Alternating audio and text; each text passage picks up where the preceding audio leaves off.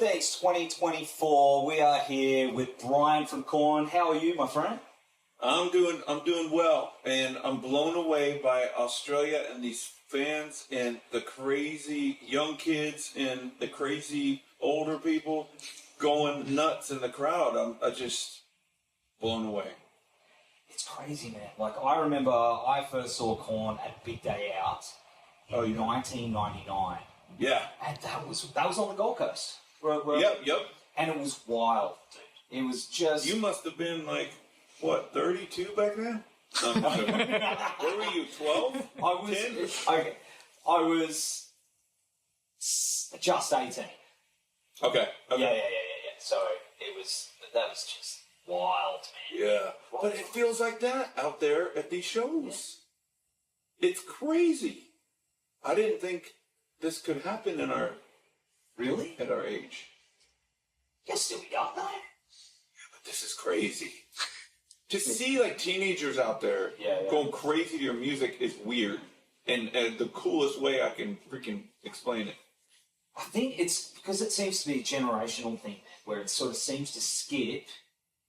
I don't know how it works. Yeah, that's a good analogy. Because the parents, they find the parents' CDs, and then they become the fans. So like L7 played today, and there's a whole bunch of that new generation of the young, old kids that are into that as well. Something is happening right now, and I don't know if you're noticing it, but it's... Worldwide. Worldwide. It's about to blow up, dude. It's massive. You think so? I think so. You think it's going to, like, it... Because I'm like, oh, okay, this is as big as it can... You think, like, it can even go, like, grab more people? Absolutely. Man, there's this thing happening right now that's called new KORN. Have you heard that term? Like, the new bands? New KORN. So they're mixing, I guess, new metal with this alternative core music. Wow. And it's, so you've got... So C-A-L-L. Core, like hardcore. Oh, core, sorry. Yeah, sorry. The accent, I'm sorry. The best accent in the world. So, okay, new core, and it's N-U? N-U, yeah. So it's got the electronic elements mixed with, like... I have heard a little bit about that, yeah. You're partly responsible for that, though. That's crazy, dude. So that's just going to help us and them, and... Man, so, I don't know, I guess because you tour the world, and there's something happening on the ground level. There's a lot of bands like Alpha Wolf that played today. All those guys love KORN and have drawn influence from what you've done for all those years, that it's affecting music right now. That is so cool, man. It's mind-blowing, dude. It's just, we're so grateful, just to be living this, It's like I was just telling someone else a few minutes ago. It's like you're giving your dream, and then you screw it all up with alcohol and drugs. Then in my case, I left to get myself right. And then I was given my dream again, And it's like, it's right back at that level again. And I'm just like, we're all thankful, man, for everybody out there and for just the whole scene.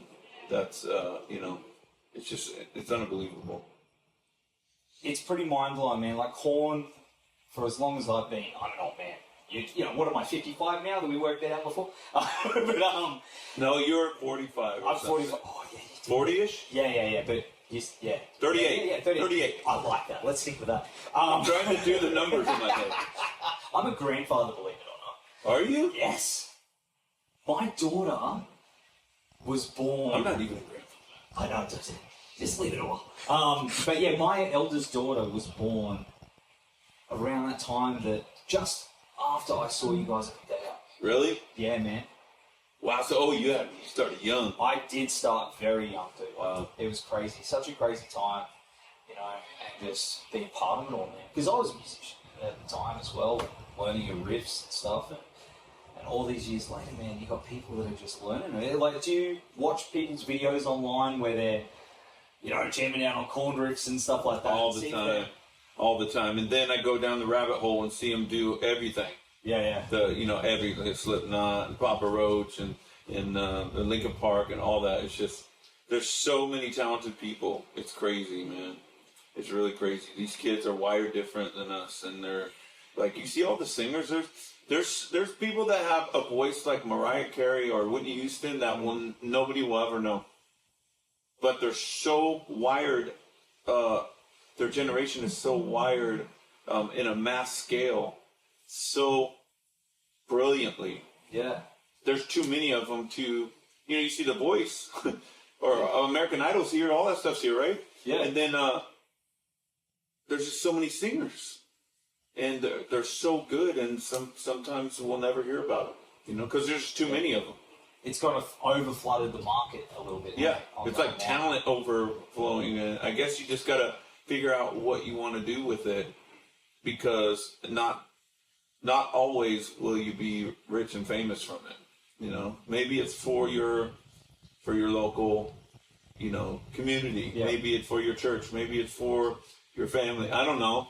But you could still use your gift and not be on a mass scale.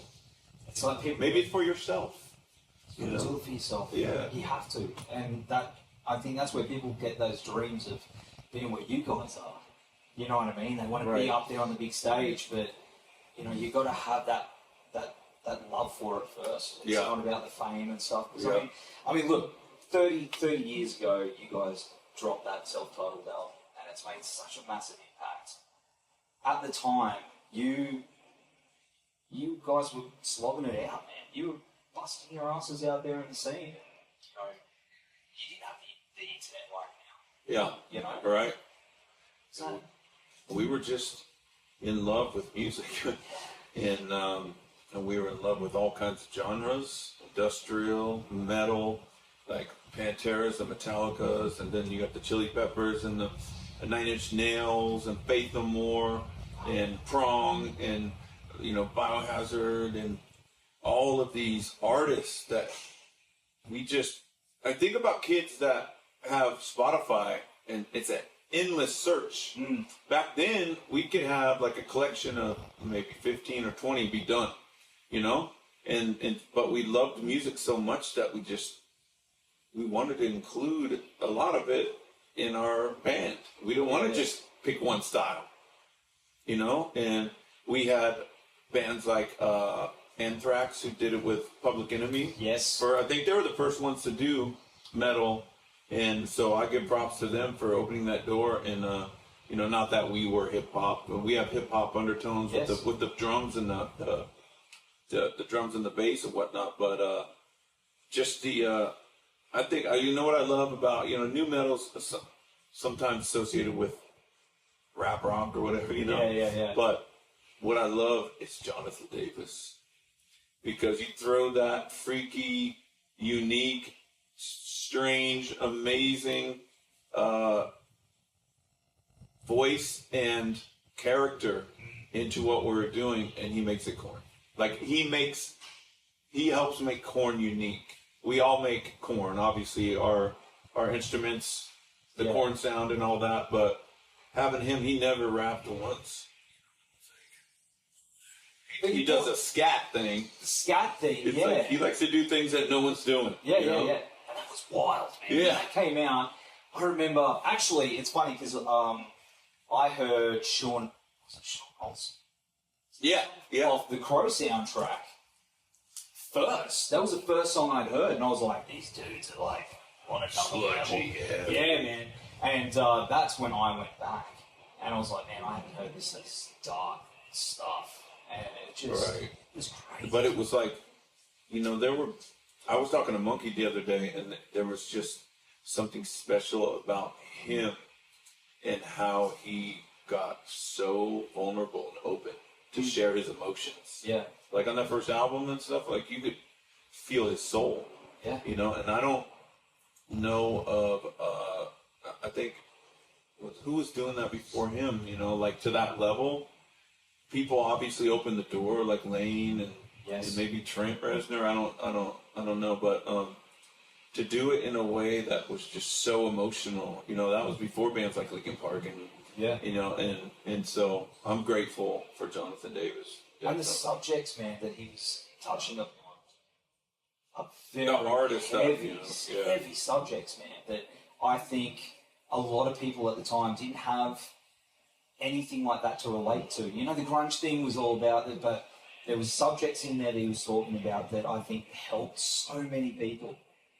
You know what I mean? Yep. Like what he went through, his personal story.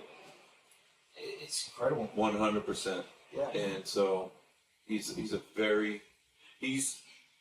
quarterback to our football team if we use American football terms. Not rugby league. Any of it. He's the leader, you know. And we're honored to be able to create a bit of music underneath what he's created over the years. And is there new stuff on the way? Yeah, we got a lot of it. We're still working. Dude, it's a trip 30 years later, man, to try to keep doing it, and we're very happy with what we got, but it's just going to take a while, and I don't know how long. Maybe next summer, maybe next year, next winter, I don't know, but it's not going to be soon. Whatever you guys do next, mate, we'll be there for it. Right on. Thank you, bro. Thank you so much for hanging out. Yeah, I appreciate it. Yeah, man. Grandpa. Yeah, Grandpa. He's a grandpa. Yeah,